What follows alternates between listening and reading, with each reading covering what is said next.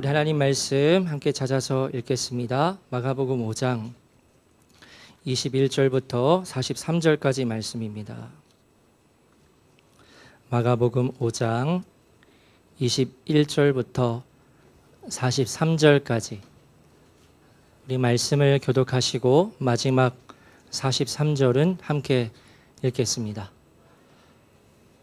예수께서 배를 타시고 다시 맞은편으로 건너가시니 큰 무리가 그에게로 모이거늘 이에 바닷가에 계시더니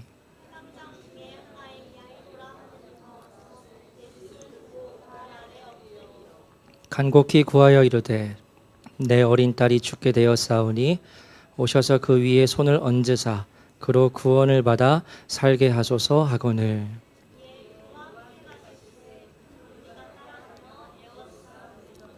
열두 해를 혈루증으로 알아온 한 여자가 있어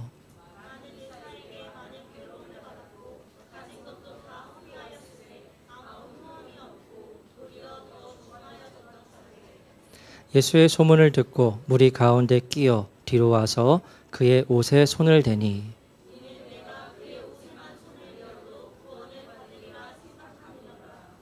이에 그의 혈루 근원이 곧 마름에 병이 나은 줄을 몸에 깨달으니라.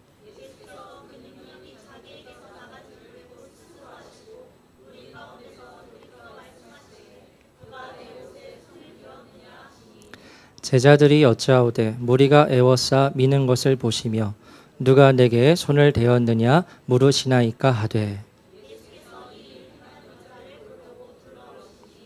여자가 자기에게 이루어진 일을 알고 두려워하여 떨며 와서 그 앞에 엎드려 모든 사실을 여쭈니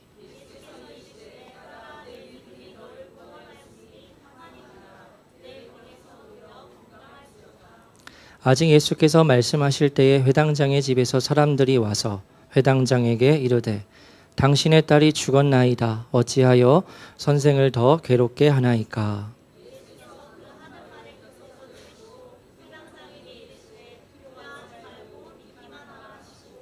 베드로와 야고보와 야고보의 형제 요한 외에 아무도 따라옴을 허락하지 아니하시고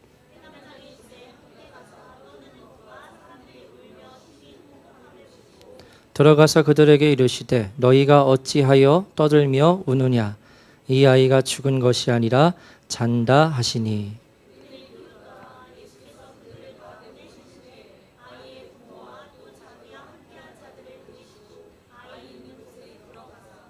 그 아이의 손을 잡고 이르시되 달리다굼 하시니 번역하면 곧 내가 내게 말하노니 소녀야 일어나라 하심이라.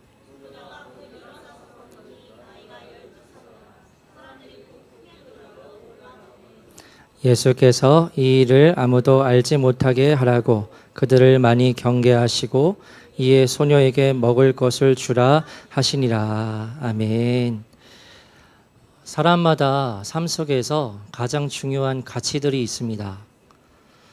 그런데 내 삶에 가장 중요한 그 가치가 훼손이 되고 또 손해를 보게 되면 사람들은 염려와 두려움으로 반응하면서 손해를 끼치게 하는 그 원인을 떨쳐내고 또 바깥으로 몰아내려 합니다.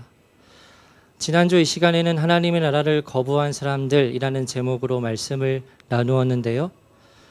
사람을 괴롭히는 귀신을 해방시킨 그 놀라운 기적을 전해들은 거라사 지방의 사람들은 어두움의 역사 가운데에서 자유함을 얻게 된 그 일들을 보면서 예수님을 향해 이분이 누구신가 궁금해하거나 예수님을 자신들의 마을로 영접하지를 않습니다. 오히려 우리가 사는 이곳을 떠나달라고 사정을 하지요. 왜 이와 같은 반응을 보이는 것일까요? 거라사 사람들, 즉 그 이방인들에게 있어서 가장 중요한 가치는 자신들이 가지고 있는 재산이었기 때문입니다.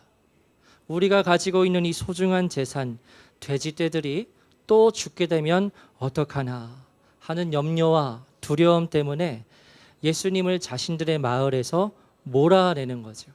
제발 우리 마을에서 떠나달라는 겁니다.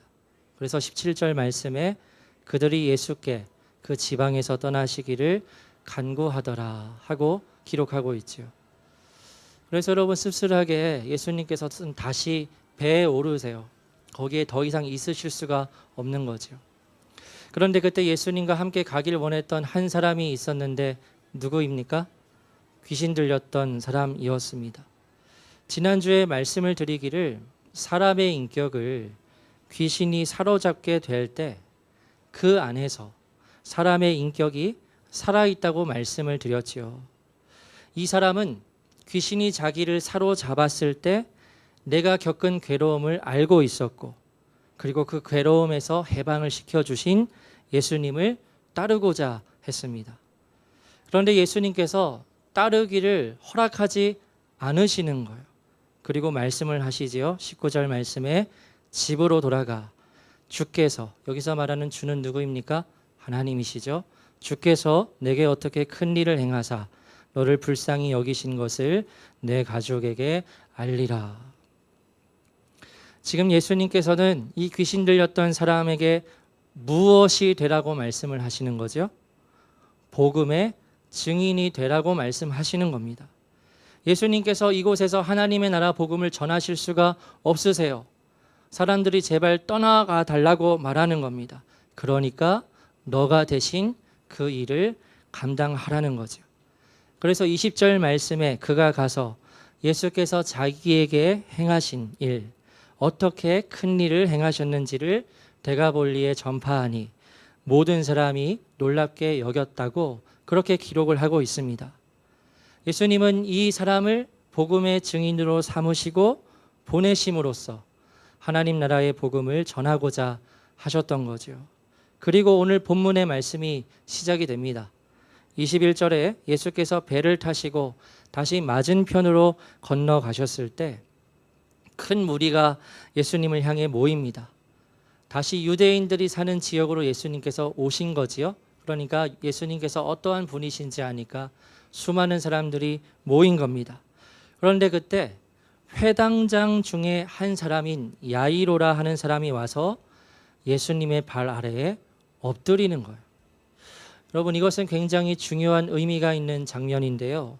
당시 회당장이라고 하면 회당을 총괄하는 지도자를 의미했습니다.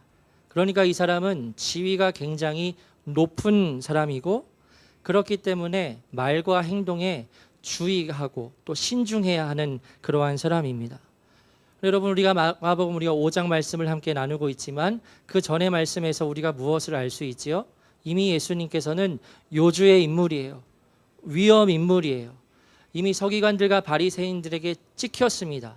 저 사람과 상종하면 안 된다라는 그러한 룰이 암묵적으로 퍼져나가고 있던 때였습니다. 그런데 다른 사람도 아닌 회당을 총괄하는 지도자인 회당장이 예수님 발 아래 엎드렸다는 것은 이거는 어마어마한 파급력을 낳는 장면인 거죠.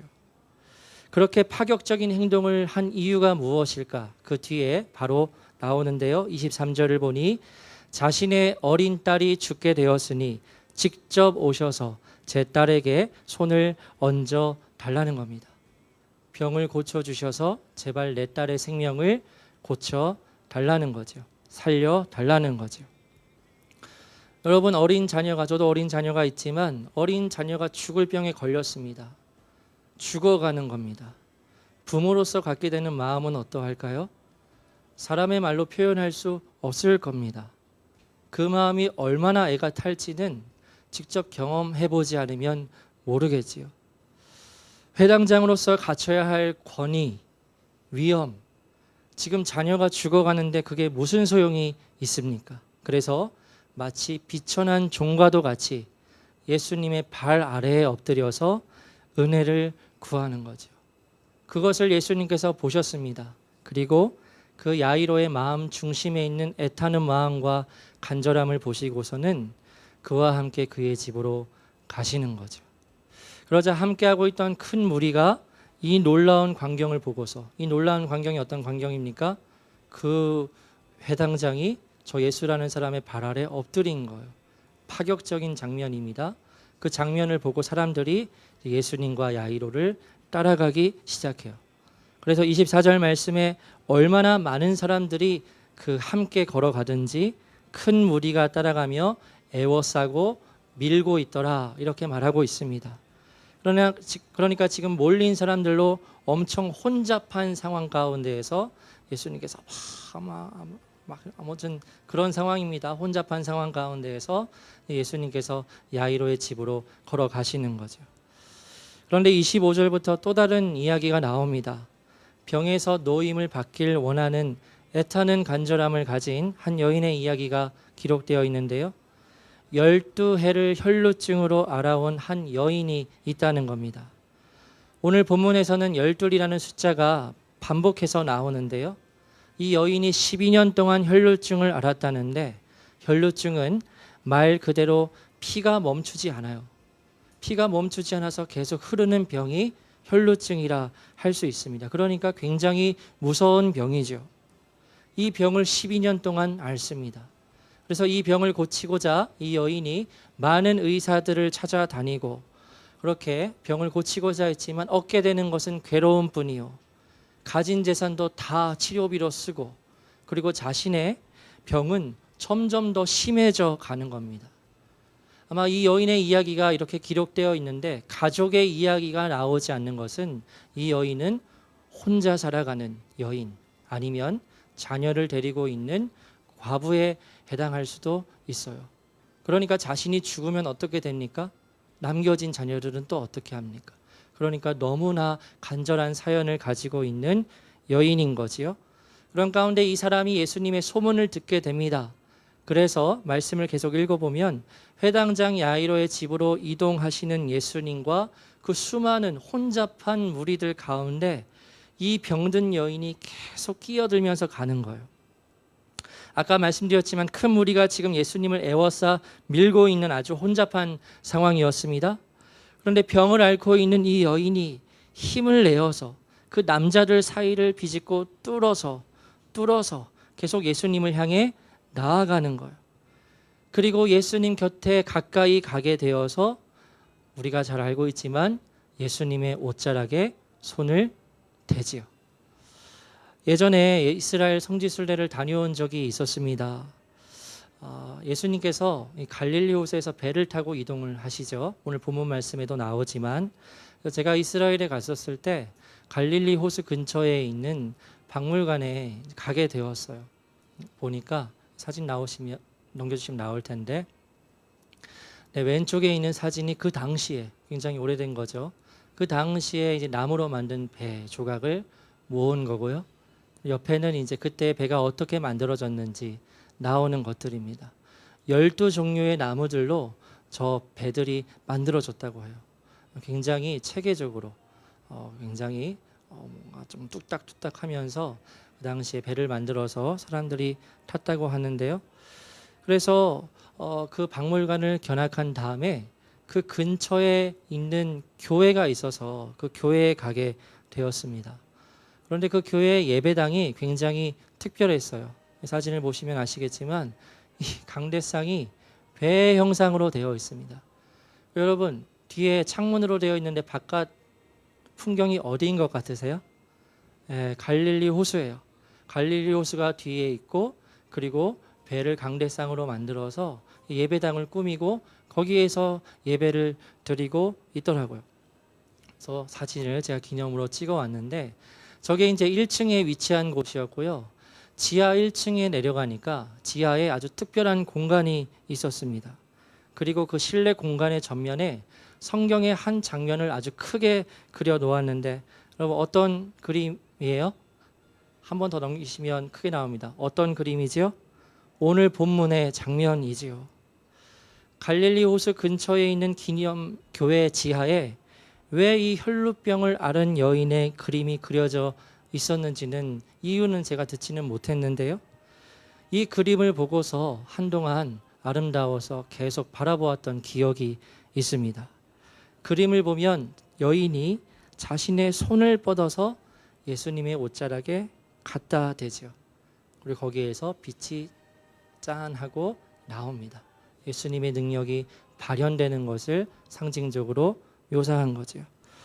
오늘 본문의 상황이 정확히 이와 같다고 말을 할 수는 없겠지만 여인은 아마 이와 같이 힘들게 예수님의 옷자락에 손을 대었을 겁니다. 왜냐하면요, 당시 문화에서는 여성들이 남성들 앞에 나설 수가 없었습니다. 그리고 여러분, 성경에서 병든 자는 어떠한 사람입니까? 부정한 사람이에요. 그래서 병든 사람이 사람의 몸에 닿기만 해도 어떻게 됩니까? 이 사람도 부정한 사람이 돼요. 그래서 병든 사람, 피를 흘리는 사람은 더욱더 부정합니다. 그러니까 이 여인은 사람들 앞에 나설 수도 없고 사람들 앞에 나서서도 안 되는 거예요. 그런데 이 여인은 그것을 알면서도 간절한 마음으로 사람들을 뚫고 가는 겁니다. 뚫고 가는 거죠. 그리고 손을 대는 거예요. 27절, 28절 우리 함께 읽겠습니다. 시작. 예수의 소문을 듣고 우리 가운데 끼어 뒤로 와서 그의 옷에 손을 대니 이는 내가 그의 옷에만 손을 대어도 구원을 받으리라 생각함 일러라. 아멘. 예수님 앞에 나아갈 수 없습니다. 여인이. 그리고 야이로처럼 땅에 엎드려서 고쳐달라고 간청할 수도 없습니다. 부정한 자이니까요. 그래서 이 여인에게 있어서 최선은 내가 어떻게든 가까이 가서 예수님의 몸도 아니고 옷자락에 손을 대는 거였어요. 그런데 이 여인의 믿음이 놀랍지요? 내가 그의 옷에만 손을 대어도 내가 이 병에서 나음을 얻을 수 있다고 정말 믿은 겁니다. 그래서 아까의 그림처럼 힘들게 손을 뻗어서 예수님의 옷자락에 손을 대었을 때 그 즉시 혈루병의 근원이 나았게 되죠. 말라버립니다. 그리고 본인이 그것을 깨달아요. 아, 내가 병이 나았구나. 그런데 그 뒤에 이어지는 말씀을 보면 의외의 말씀이 기록되어 있습니다. 예수님께서 능력이 자신에게서 나간 줄을 아시는데 그런데 이 능력이 누구에게 발현이 되었는지는 모르시는 겁니다. 혈루병을 앓고 있는 여인이 예수님의 옷을 만져서 그 여인에게 예수님의 능력이 그 여인에게 발현이 되었는데 근데 예수님께서 마치 그 사실을 모르시는 것 같아요. 그래서 30절 말씀에 자신을 따르는 무리들을 돌이켜보시며 말씀하십니다. 누가 내 옷에 손을 대었느냐. 그래서 제자들이 대답합니다. 지금 수많은 사람들이 예수님 애워싸고 밀고 접촉하고 있는 거 모르십니까? 하고 그렇게 반문을 해요. 근데 예수님께서 계속 누가 내 옷에 손을 대었느냐 하고 자리에 서셔서 끝까지 그 사람을 찾을 기세이신 거지요. 그러니까 그 여인이 벌벌 떨면서 두려워하면서 예수님 앞에 엎드리고 모든 사실을 이야기합니다. 그러자 주님께서 말씀하시죠. 34절 말씀에 따라 내 믿음이 너를 구원하였으니 평안히 가라. 내 병에서 놓여 건강할지어다 하고 말씀을 하세요. 그런데 그 다음을 보시면 그때 예수님께서 그 여인에게 말씀하시는 그때 야이로의 집에서 사람들이 옵니다. 그리고 야이로에게 말하는 거예요. 당신의 딸이 결국 죽었습니다. 그러니까 이 선생을, 여기서 말하는 선생은 누구입니까? 이 예수님을 더 이상 괴롭게 하지 말라. 즉 번거롭게 하지 않아도 된다고 말하는 거예요. 여러분, 이 말을 전해 들은 야이로가 어떤 마음이었을까요? 모든 것이 다 무너지는 느낌을 받았을 겁니다. 이제는 모두 다 끝이 난 거예요. 그런데 그때 예수님께서 야이로에게 말씀하십니다. 36절에 두려워하지 말고 믿기만 하라. 그리고 베드로와 야고보와 요한을 따로 데리시고 회당장의 집에 가십니다. 이미 아이는 죽어 있어요. 사람들이 통곡을 하고 있습니다. 그 세 명의 제자들과 그 야이로 부부를 데리시고 그 죽은 소녀가 있는 곳으로 가세요. 그리고 그 아이에게 말씀하시기를, 이게 아람어입니다. 네 글자 뭐지요? 달리다굼이라고 말씀하시. 죽은 소녀야 일어나라 말씀하시자 죽은 소녀가 일어나서 걸었다고 되어 있어요. 그러자 42절에 기록되어 있듯이 사람들이 곧 크게 놀랐고 놀랐다 하고 기록하고 있습니다. 여러분, 누구나 그러하지 않겠습니까? 숨 쉬지 않고 결국 죽었던 아이가 다시 움직이더니 살아서 걸어 다니는 거예요. 이건 정말 말도 안 되는 일이죠. 죽었던 사람이 다시 살아나는 일은 이들은 전혀 듣지도 못했고 보지도 못했던 일입니다. 그리고 다시 살아난 이 아이의 나이를 기록하고 있는데 몇 살입니까? 12살이에요. 아까 오늘 본문 말씀에서 12이라는 숫자가 반복된다고 말씀을 드렸죠. 12살에 죽었던 소녀를 예수님께서 다시 살려주시는 기적을 야이로의 집에서 일으켜 주시는 겁니다. 여기까지가 오늘 본문의 이야기인데요. 오늘 마가복음 이 본문에 기록된 말씀을 통해서 여러분, 이 말씀을 읽는 사람들이 어떠한 진리를 깨닫도록 이 말씀이 인도하는 것일까요? 여러 가지가 있을 겁니다. 먼저는 예수님은 역시 보통 인간이 아니라 살아계신 하나님의 아들이라는 것을 깨닫고자 함에 있습니다. 인간이 어떻게 이와 같은 기적을 일으킬 수 있나요? 옷자락에만 손을 가져다 대니까 12년 동안 앓던 무거운 병이 낫게 되는 겁니다. 죽어서 숨을 거뒀던 12살의 소녀가 다시 살아나는 겁니다. 이와 같은 일을 사람이 어떻게 이루어낼 수 있나요? 그러니까 이 예수는 한낱 인간이 아니라 살아계신 하나님의 아들이라고 전하고 있는 겁니다. 또 오늘 본문 말씀을 통해서 어떤 진리를 깨닫도록 우리로 하여금 인도할까요?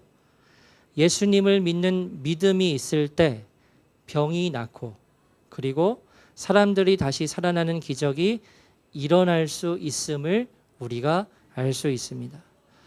지난번에 한번 말씀드렸던 책인데요. 오늘날에도 기적은 일어난다라는 제목의 책이 있습니다. 크레이그 키너라는 세계적인 신약 성서학자가 있는데요.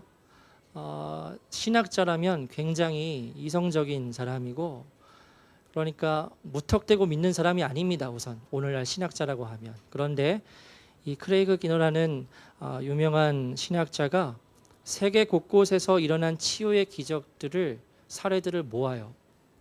직접 찾아가서 조사를 합니다. 그리고 그렇게 오랜 시간 동안 진짜 수많은 사례들을 검증하고 또 검증하면서 그에 대해 결론을 내리는데요. 오늘날에도 하나님께서는 초자연적인 기적을 일으키실 수 있고 일으키신다는 겁니다. 만약에 어떤 목사가 연구를 해서 목회자가 그렇게 발표를 했다면 그렇게 신빙성이 없을 거예요. 그런데 목사가 아니라 신학자입니다.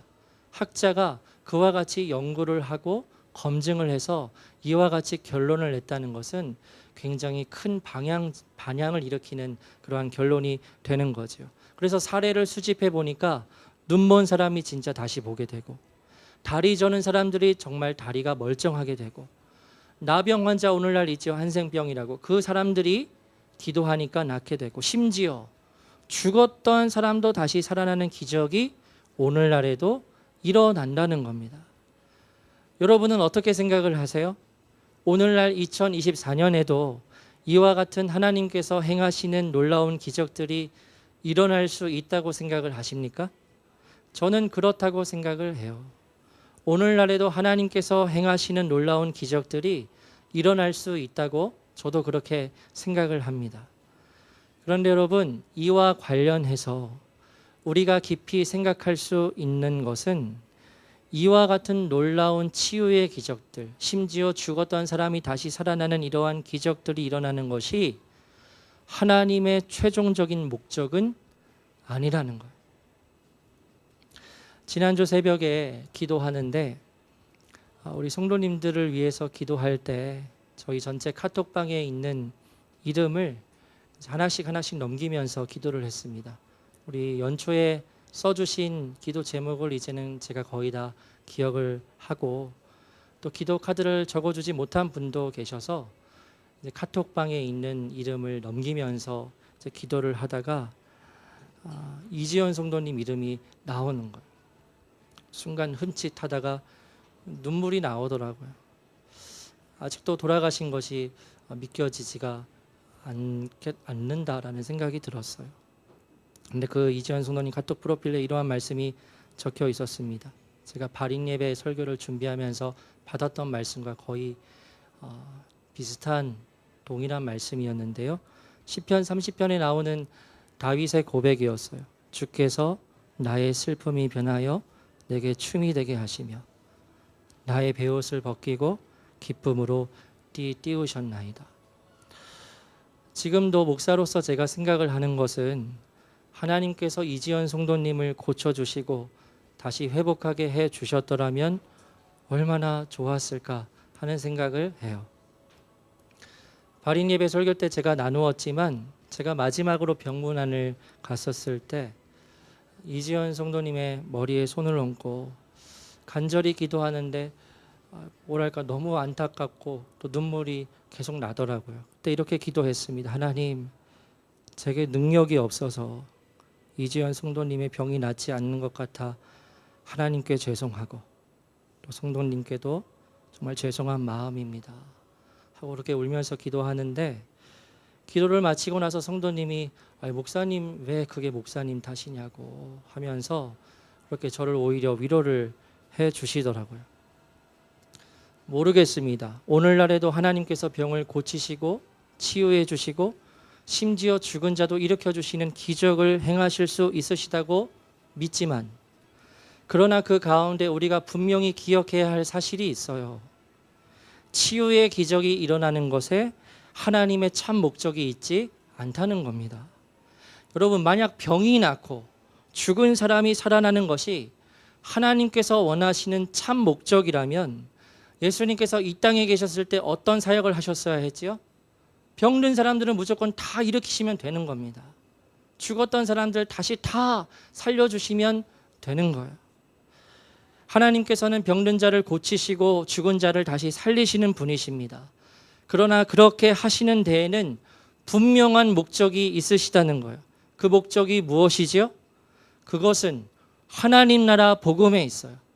하나님 나라 복음을 듣게 되고 믿음으로 반응하게 될 때, 오직 예수 그리스도를 향해서 믿음으로 반응할 때 하나님께서는 우리의 영혼을 다시 살려주실 수 있으시다는 겁니다. 여기에 핵심이 있어요. 오늘 본문에 나오는 두 부류의 사람, 12해 동안 혈루증을 앓았던 여인, 그리고 회당장 야이로에게 무엇이 있었습니까? 뭐를 가지고 있었죠? 믿음을 가지고 있었죠. 혈루증을 앓았던 여인에게는 내가 예수님의 옷자락을 만지기만 해도 병에서 나을 수 있을 것이라는 믿음이 있었어요.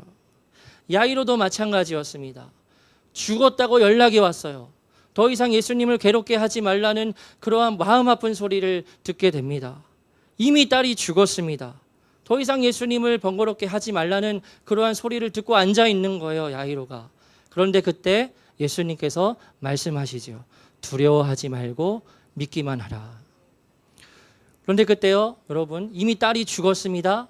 그런데 야이로가 이렇게 말하는 거예요. 예수님께, 이제는 다 끝났어요. 이미 내 딸이 죽었다고 합니다. 죽은 사람이 어떻게 다시 살아납니까? 예수님, 이제 그냥 가시라고.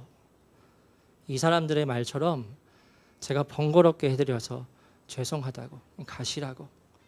그렇게 야이로가 예수님께 말했으면 야이로는 자신의 딸이 다시 살아나는 기적을 경험하지 못했겠지요. 그런데 두려워하지 말고 믿기만 하라 라는 예수님의 말씀을 이 야이로가 믿음으로 붙들었습니다. 그래서 함께 예수님과 자신의 집으로 갔을 때 자신의 딸이 다시 살아나는 기적을 경험하게 되지요. 이처럼 여러분, 믿음은 기적을 일으킵니다. 그런데 이 기적이 어떤 기적을 말하고 있는 거죠? 단순히 병에서 노임을 받고 죽은 사람이 다시 살아나는 기적들을 말하고 싶은 걸까요? 아니죠. 핵심은 하나님 나라 복음에 있는 겁니다. 마가복음 말씀에서의 핵심은 하나님 나라 복음에 있습니다. 그래서 분명한 믿음을 통해 병에서 노임을 받게 되고 죽음에서 다시 생명을 얻는 놀라운 일이 일어나게 되듯이, 하나님 나라의 복음을 정말로 믿는 자들에게는 하나님께서 놀라운 구원의 역사를 일으켜 주신다는 진리를 이 본문의 이야기를 통해서 오늘날 우리에게 깨닫게 하려는 거예요. 그래서 여러분 생각해 보세요. 12해 동안 앓던 병이 나았습니다. 하나님 나라의 복음을 듣고 구원을 얻게 되었습니다. 어떤 기적이 더 놀라운 기적이죠? 죽은 사람이 다시 살아났어요. 영원히 죽었던 사람이 하나님을 갈망하는 마음으로 회개와 믿음으로 거듭나게 되었습니다. 어떤 기적이 더 놀라운 기적이죠? 하나님께서 진정 원하시는 기적은 무엇입니까? 영혼의 구원인 거예요. 그래서 병에서 노임을 받게 된 것도, 그리고 죽었다가 다시 살아나게 된 일도 오직 예수님을 믿는 믿음 때문에 이루어진 일이라면 하나님께서 예수님을 이 땅에 보내신 참 목적, 영혼의 구원이 일어날 수 있는 것은 오직 무엇을 통해 가능하다고 말하고 있는 거예요? 믿음이에요. 그 믿음은 어떤 믿음이라 말할 수 있습니까? 간절한 믿음이죠. 믿을 수 없는 상황 속에서도 온 마음을 다해서 붙잡는 믿음입니다. 우리가 구원을 받게 되는 믿음은 여러분 이러한 거예요. 신학에도 여러 주장들이 있잖아요. 하나님께서는 구원받을 자를 미리 다 정하셨다. 이런 계열도 있고요. 아니면 정말로 갈망하고 찾는 자들이 구원을 받게 된다. 이러한 계열도 있습니다. 근데 여러분, 우리가 구원을 받게 되는 믿음은 본질적으로는 하나님께서 우리에게 주시는 거죠. 하나님께서 그 믿음을 우리에게 주시지 않으면 우리가 그 믿음을 얻을 수가 없지요. 믿음은 우리에게서 날 수가 없어요. 하나님께서 주시는 것입니다. 그러면 여러분, 우리는 아무것도 하지 않아도 될까요? 믿음은 하나님께서 주신다니까 우리는 아무것도 하지 않아도 구원의 믿음을 얻을 수 있는 것일까요? 아니죠. 자신이 죄인인 것을 알게 되었다면 간절하게 예수님을 찾고 부르짖어서 기도하는 것. 결국 무엇입니까? 갈망입니다. 오직 예수 그분을 향해서 우리가 갈망의 마음을 가지고 찾고 구하고 부르짖어 기도한다면 그것이 바로 우리의 무엇이라고 말할 수 있어요? 믿음이라고 말할 수 있다는 거죠. 그리고 우리가 갖게 된 그 믿음은 영혼의 구원이라는 놀라운 기적으로 이어지게 된다는 겁니다. 다시 새롭게 태어나게 됩니다. 죄인에서 의인으로 변화하게 됩니다. 나는 죽고 오직 예수님의 생명으로 살아가는 사람으로 다시 태어나게 됩니다. 이제는 내 생명, 내 삶, 나의 것으로 살아가지 아니하고 오직 주를 위해 살아가는 사람으로 살아가게 됩니다. 이것이 곧 하나님 나라의 복음을 통해서 우리 모두에게 이루어질 수 있는 참된 기적이자 하나님의 참 목적이다라는 것을 우리가 오늘 본문 말씀을 통해서 반드시 알아야 한다는 거예요. 그래서 여러분, 오늘 본문 말씀을 통해서 결국에 하나님께서 말씀하시고자 하는 것은 무엇입니까? 믿음은 곧 무엇일까요? 갈망입니다. 믿음은 곧 갈망입니다.